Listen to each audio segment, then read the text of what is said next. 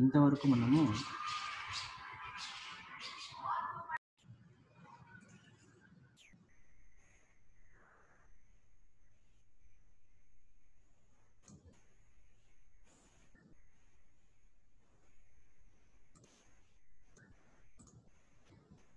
ధర్మజుని వాక్చాతుర్యము చెప్పుకుంటున్నాం మనము. అయితే ధర్మరాజు శ్రీకృష్ణునితో అయ్యా మాకు 5 ఊళ్ళు ఇచ్చినా చాలు, ఎక్కువ అవసరం లేదు అని చెప్తూ మరి ఆ 5 ఊళ్ళు ఇవ్వడానికి కూడా ఆ యొక్క మన ధృతరాష్ట్రుడు కానీ దుర్యోధనుడు కానీ ఇస్తారో ఇవ్వరో. ఎందుకంటే మరి నువ్వు ఎందుకయ్యా అడుగుతున్నావు, మరి కనీసం సంపద ఎందుకు అడుగుతున్నావు, రాజ్యం ఎందుకు కావాలంటున్నావా? ఎందుకంటే నన్ను ఆశ్రయించుకున్నటువంటి నా బంధుజనులు ఉన్నారు కదా, నా బంధువులు ఉన్నారు కదా, ఈ సమస్త బంధువులంతా కూడా నన్ను ఆశ్రయించుకున్నటువంటి ఈ బంధువులందరినీ కూడా నేను వారిని పోషించాలి అంటే నాకు కాస్త సంపద ఉండాలి. కాబట్టి అలా ఉంటేనే వారిని పోషించడానికి నాకు వీలవుతుంది. కాబట్టి దానికోసం అడుగుతున్నా నాకు సంపద అని చెప్పని ఇలా రాజ్యభాగాన్ని పంచుకుంటే అందరికీ సంతోషం కలుగుతుంది. యుద్ధం లేకుండా యుద్ధం అనేటువంటిది ఒక సంహార రూపమైన క్రూర కర్మ అది. కాబట్టి నేను దాన్ని సహించలేను. కాబట్టి నాకు ఆ యుద్ధం వద్దు అని చెప్తూ కేవలము సంధి చేసుకొని రాజ్యం పంచుకుంటే బాగుంటుంది. అలా రాజ్యభాగం పూర్తిగా పంచుకునే అవకాశం లేకపోయినా చాలు, ఒక 5 ఊళ్ళు ఇవ్వు చాలు, 5 ఊళ్ళు మాత్రం అడగమని చెప్పని శ్రీకృష్ణుతో ధర్మరాజు చెప్తున్నాడు. ఇంకా ఎలా అంటున్నాడు, అక్కట లాతులైనన్ పగరైనన్ చంపంగ కోరనేలా ఉండొక్క తెరంగు లేదే అది ఒప్పదే బంధు సుహృజ్జనంబులు ఆదికుననున్నవారు గణుతింపక సంపద కైవదించి దూరెక్కుట దోషమందుటన్ ఈ దురవస్థలకు ఓర్వవచ్చునే. అక్కట లాతులైనన్ పగరైనన్ చంపంగ కురనీలా ఉండొక్క తెరంగులేదే అది ఒప్పదే బంధు సుహృజ్జనంబులు ఆదికుననున్నవారు గణుతింపక సంపద కైవదించి దూరెక్కుటన్ దోషమందుటన్ ఈ దురవస్థల కొరవచ్చునే. అక్కట అంటే అయ్యో, లాతులు అయినన్, లాతులు ప్లస్ అయినన్, అక్కట అయ్యో,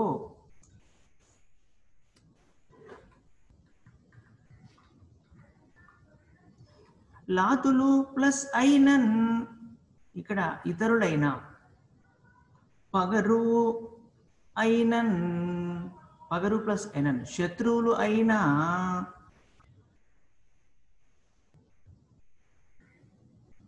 చంపన్ చంపుటకు కోరనేలా, కోరన్ ప్లస్ ఎలా కోరడము ఎందుకు, ఇది ఇంపార్టెంట్ పద్యము. ఒండొక్క తెరంగు లేదే, ఒండు ప్లస్ ఒక్క మరి ఒక తెరంగు లేదే మార్గం లేదా, అది ఒప్పదే ఆ పద్ధతి ఒప్పదే తగినది కాదా. బంధు సుహృజ్జనంబులు బంధువులు సుహృజ్జనంబులు స్నేహితుల యొక్క సమూహము ఆదికునన్ ఆ దిక్కులో ఎదురు పక్షంలో ఆ కౌరవ పక్షంలో ఉన్నారు అని గణుతింపక లెక్కబెట్టక తలుసుకోకుండా, గణుతింపక అంటే లెక్కించకుండా అలవకుండా, సంపదకై వధించి సంపద కోసము వధించి చంపి దూరెక్కుట, దూరు ప్లస్ ఎక్కుట నిందను పొందటం, దూరెక్కుట దోషమందటన్ దోషము ప్లస్ అందుట పాపాన్ని పొందుటం అనేటువంటి ఈ దురవస్థల కోరవచ్చునే. ఈ దురవస్థల కోరవచ్చునే. ఈ దురవస్థలకు, ఈ కష్టాలకు ఓర్వవచ్చునే, సహించడానికి వీలవుతుంది. అయ్యో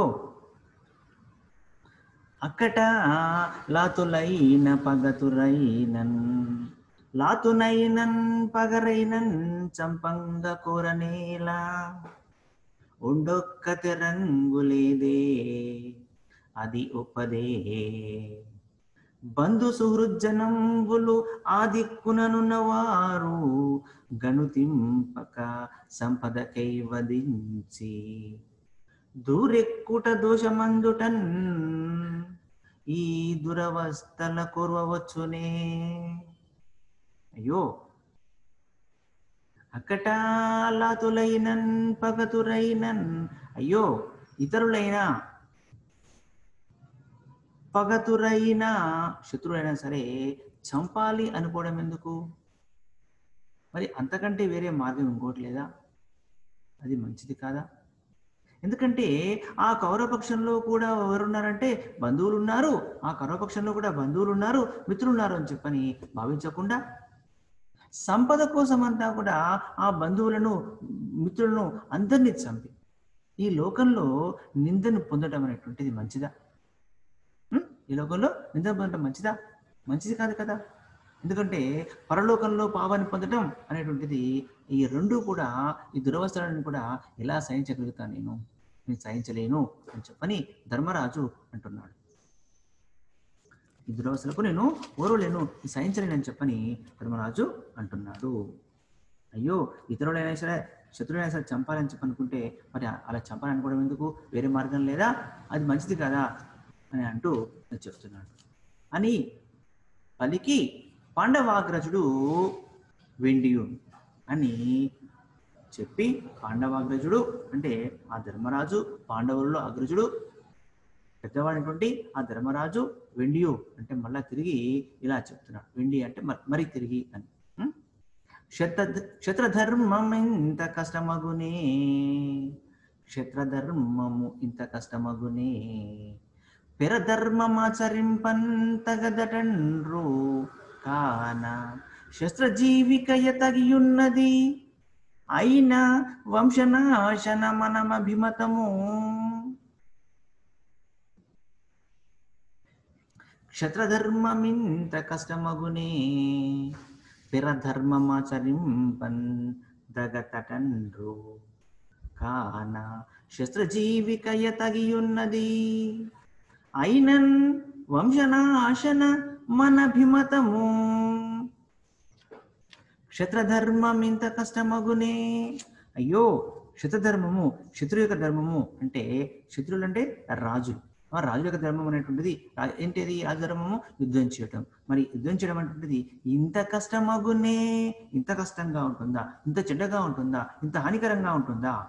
అగునే అవుతుందా అంటాడు. పెరధర్మమాచరింపన్, మరి రాజుల యొక్క ధర్మము యుద్ధము చేయటము, రాజ్య పరిపాలన చేయటము. పెరధర్మము అంటే ఇతరుల యొక్క ధర్మము. ఇతరుల ధర్మాలు అంటే ఇతర కులాల యొక్క ధర్మాలు అంటే ఇతరులైనటువంటి బ్రాహ్మణులు ఉన్నారు, వైశ్యుల యొక్క ధర్మం అనేటువంటిది ఆచరింపదగదటండ్రు, వారి యొక్క ధర్మాన్ని ఆచరించకూడదు అని చెప్పనంటున్నారు.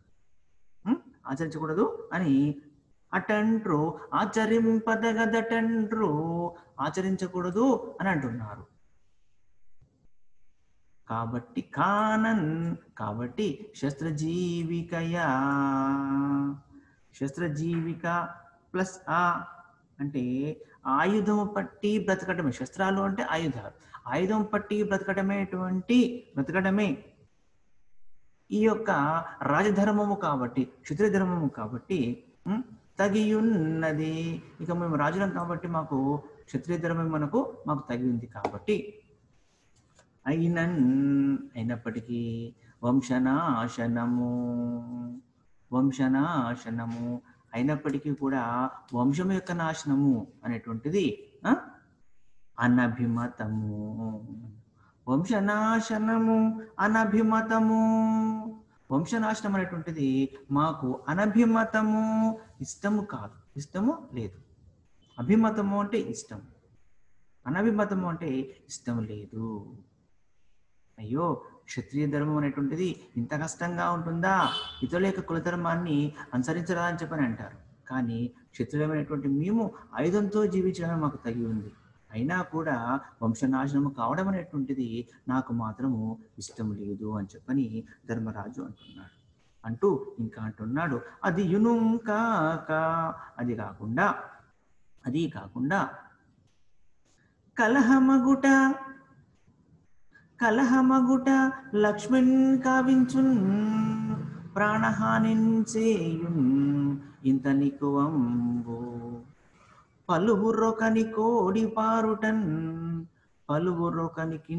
ఓడిపారుట బల్లిదులనద చేతన్ చెడుటయున్ ఘటించు. కలహమగుటన్ లక్ష్మిన్ కావించున్ ప్రాణహానించేయున్ ఇంత నికువంబున్ పలువురు ఒకనికి ఓడిపారుట బల్లిదులు అనద చేతన్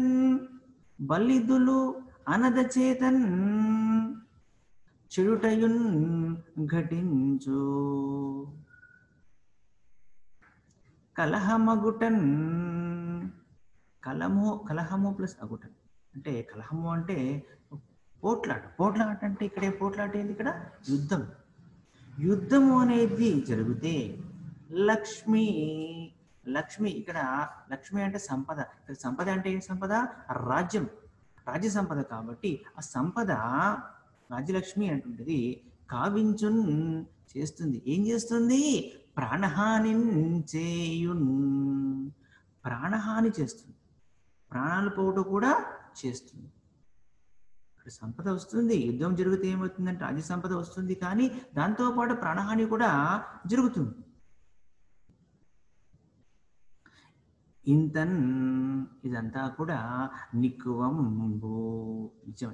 ఇదంతా కూడా నిజం.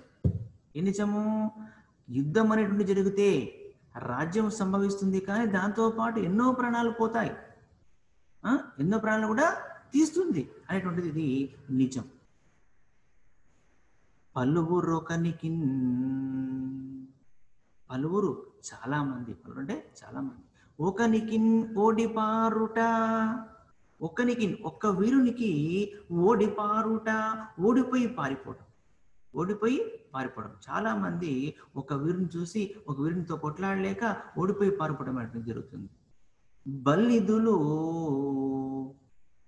వీరులు, కొన్ని సందర్భాల్లో వీరులు కూడా ఏమైపోతుంటారు, బల్లిదులు అనద చేతన్. అనదుడు అంటే ఇక్కడ చేతకాని వాడు, అల్పుడు, అశక్తుడు అని చెప్పవచ్చు. అనదుని చేత అనద చేతన్, అనదుడు అంటే ఇక్కడ బల్లిదులు అనద చేతన్, అనదుడు అంటే ఇక్కడ శక్తిహీనుడు, శక్తి లేని వాడు.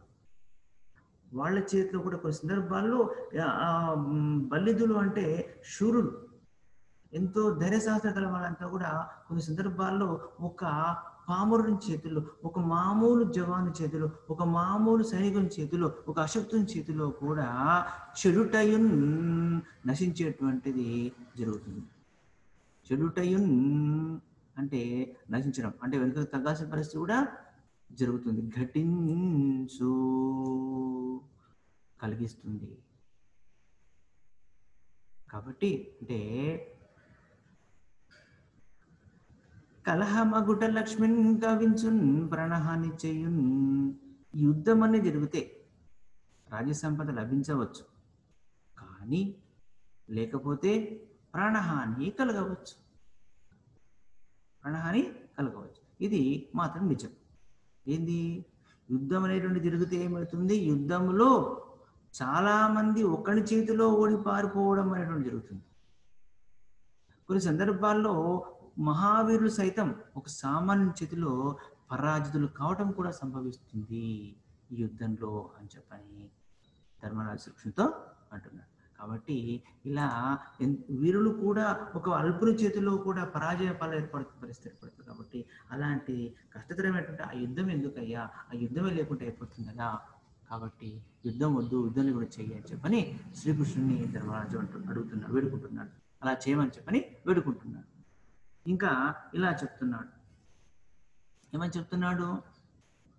జయమగు నోడుదు మను నిశ్చయము కండులేడు, జయమగున్ ఓడుదు మను నిశ్చయము ఒక్కండులేడు, వినుము సమరమునాన్ పరాజయము మరణంబు కంటే హృదయపుట భేదనమున్సేయు తథ్యంబు అనగా. మరి యుద్ధము అనేటువంటి ఏర్పడితే, యుద్ధం అని జరిగితే ఏమవుతుంది? జయమగును ఓడుదుము అను నిశ్చయంబు ఒక్కడు లేడు, వినుము సమరమునన్ పరాజయము మరణము కంటే హృదయపుట భేదనము సేయున్ తథ్యంబు అనగా. అనగా ఓ అనకుడా, ఓ పుణ్యాత్మ, అంటే అఘములు లేనివాడా, అంటే పాపాలు లేనివాడా, ఓ శ్రీకృష్ణ. శ్రీకృష్ణుని అనగా చెప్పనిగా పిలుస్తున్నాడు, పాపాలు లేనటువంటి వాడా. జయము అగున్, జయమగున్, జయము ప్లస్ అగున్, జయము కలుగుతుంది. ఓడుదుము అను, ఓడిపోతాము అనేటువంటి నిశ్చయము ఒక్కడు, నిశ్చయము నిశ్చయము ఒక్కడు, నిర్ణయం, ఒక నిర్ణయం అంటే ఓడిపోతామో గెలుస్తామో అనేటువంటి ఒక నిర్ణయం అనేటువంటిది లేదు. గెలుస్తామో ఓడిపోతామో అనేటువంటి నిర్ణయం అనేటువంటిది లేదు. విను, ఏంటి? సమరమునన్, యుద్ధంలో పరాజయమున్, పరాజయం అంటే ఓటమి. యుద్ధంలో ఓటమి అనేటువంటి ఎలాంటిది? మరణము కంటే, మరణము కంటే కూడా హృదయపుట భేదనమున్ సేయున్, హృదయపుట భేదనము గుండె బద్దలు కావడం లాంటిది. ఓడిపోవడం అనేటువంటిది గుండె బద్దలు కావడం లాంటిది. సేయన్ అంటే చేస్తుంది. యుద్ధంలో ఓడిపోవడం అని సంభవిస్తే అది గుండె బద్దలు కావడం అనేది చేస్తుంది. తథ్యంబు, ఇది నిజము. యుద్ధంలో ఓడిపోవడం జరిగితే అది ఏమవుతుంది? హృదయాన్ని బద్దలు చేస్తుంది. ఇది నిజము అంటున్నాడు. ఎందుకంటే యుద్ధం అని సంభవిస్తే ఏమవుతుందో తెలియదు. అనగా ఓ శ్రీకృష్ణ, పాపాలేని వాడా, ఓ శ్రీకృష్ణ, జయమగున్ ఓడుదుం, జయము విజయం లభిస్తుందో లేకపోతే ఓ పుణ్యాత్మ, ఓ కృష్ణ, యుద్ధంలో మనకు చూసినట్టయితే జయమే కలుగుతుంది కానీ ఓటమి కలుగుతుందని కానీ ఏ ఒక్కటి నిర్ణయము చేయలేము. ఎందుకంటే యుద్ధంలో పరాజయం మరణం కంటే కూడా హృదయాన్ని ఎక్కువగా బద్దలు చేస్తుంది. ఇది యథార్థమైనటువంటి విషయము అని చెప్పని ధర్మరాజు శ్రీకృష్ణుతో అంటున్నాడు అన్నమాట. కాబట్టి దాన్ని ఏమంటున్నాడు? ఇంకా కానన్ అవశ్యమున్ పెనంకువ కాని ఉపాయమునన్ పగరన్ కడతేర్చున్ జుతిన్బూని నడచునెవ్వండున్ డెందానన్ చెయ్యి పెట్టుకొని ఆతడు నిద్రించున్. కానన్ అవశ్యమున్ పెనకువ కాని ఉపాయమునన్ పగరన్ కడతేర్చున్ ధృతిన్ పోని నడచు ఎవండున్ డెందానం చెయ్యి పెట్టుకొని ఆతడే నిద్రించున్. కాబట్టి అవశ్యము, కాబట్టి ఎవ్వడు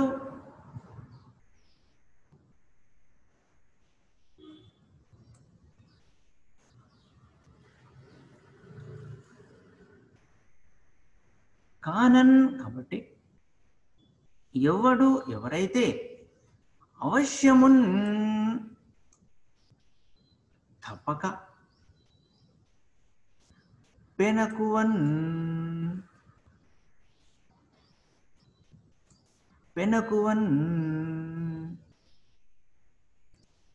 యుద్ధము పెనుకువ అంటే యుద్ధము కాని ఉపాయమునన్ యుద్ధము లేనటువంటిది ఒక ఉపాయము చేత పగరన్ కడతేర్చుటన్ పగవారిని శత్రువులను కడతేర్చున్ సంహరించేటువంటి పరిస్థితి ధృతిన్బోని ధైర్యాన్ని వహించి నడచున్ ప్రవర్తిస్తాడో ఎవడు ధైర్యాన్ని వహించి ప్రవర్తిస్తాడో అతడే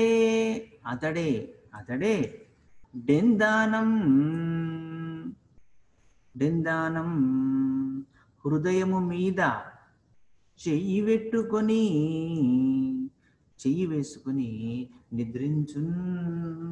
నిద్రపోతాడు. అతడే హృదయం మీద గుడల మీద చేయి పెట్టుకొని హాయిగా ప్రశాంతంగా నిద్రపోతాడు. అంటే కాబట్టి ఎప్పుడైతే యుద్ధము లేకుండా ఉపాయంతో శత్రు సంహారం చేయగలవాడు, ఉపాయం చేత శత్రు సంహారం చేయగలుగుతాడో అలాంటి వాడు సుఖంగా హాయిగా హృదయం మీద చెయ్యి వేసుకుని నిద్రిస్తాడు అంటాడు. కాబట్టి ఉపాయంతో యుద్ధం లేకుండా ఉపాయంతో శత్రు సంహారం చేయగలుగుతాడు, హాయిగా అతడే గుడ్ల మీద చేపెట్టుకుని నిద్రిస్తాడని చెప్పని చెప్తున్నాడు.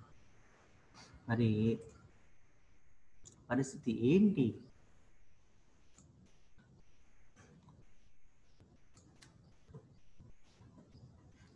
పగయ కలిగనేని పామున్న ఇంటిలోనున్న ఎట్లు కాక, పగయ కలిగనేని పామున్న ఇంటిలో ఉన్న ఎట్లు కాక, ఊరడిల్లియుండున్ ఎట్లు చిత్తమొక మాటున్ కావునన్ వల్వదు అధిక దీర్ఘ వైరి వృత్తి. పగయ కలిగనేని పామున్న ఇంటిలోనున్న ఎట్ల కాక, ఊరడిల్లియుండున్ ఎట్లు చిత్తమొక మాటున్ కావునన్ వల్వదు అధిక దీర్ఘ వైరి వృత్తి. పగయ కలిగినేని, పగ అంటే విరోధం, కలిగినేని కలిగితే, పగ అంటే విరోధం, కలిగినేని కలిగితే ఎలా ఉంటుంది? పామున్న ఇంటిలోన పాము ఉన్నటువంటి ఇంటిలో, పాము ఇంట్లో ఉంటే ఎలా ఉంటుంది? అనుక్షణము భయంగానే సాగుతుంటుంది కదా జీవనం అంతా కూడా. ఉన్న అట్లు కాక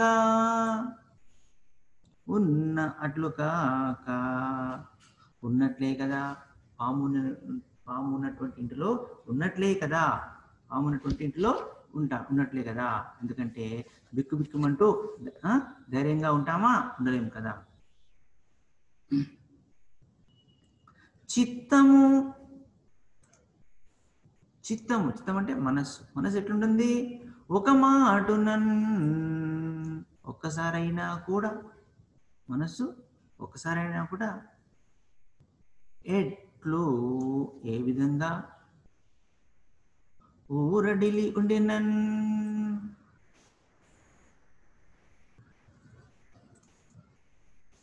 మనస్సు ఒకసారి కాకుండా ఒకసారైనా సరే, చిత్తం మనస్సు ఒకసారైనా ఎట్లు ఊరడిలి ఉంటుంది, ఊరడను కలిగి ఉంటుంది.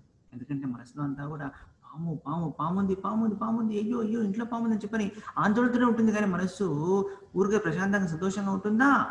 ఉండదు. కాబట్టి కావునన్ వలువదు,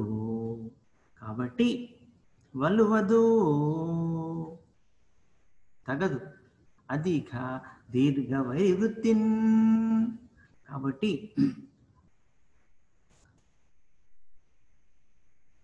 చాలా కాలము అధిక దీర్ఘ వైవృత్తి, చాలా కాలం అనేటువంటి శత్రుత్వాన్ని కలిగి ఉండడం అనేటువంటిది తగదు అని చెప్తున్నాడు ధర్మరాజు. అంటే పగయ కలిగనేని పామున్న ఇంటిలోనున్న ఎట్లు కాక, శత్రుత్వమే కలిగి ఉంటే మనస్సు ఎలా ఉంటుందయ్యా అంటే పాము ఉన్న ఇంట్లో ఉన్నట్టే ఆందోళనగా ఉంటుంది. కానీ ఒక్కసారైనా కూడా ధైర్యంగా ఉంటుంది ఆ మనస్సు ఉండదు. కాబట్టి దానికోసము ఈ యొక్క దీర్ఘ వైరి వృత్తి, ఈ యొక్క వైరం అనేటువంటిది దీర్ఘకాలం అనేటువంటిది ఉండకూడదు. దీర్ఘకాలము శత్రుత్వం అనేటువంటిది చాలా కాలము ఉండకూడదు అని చెప్తున్నాడు ధర్మరాజు శ్రీకృష్ణునితో.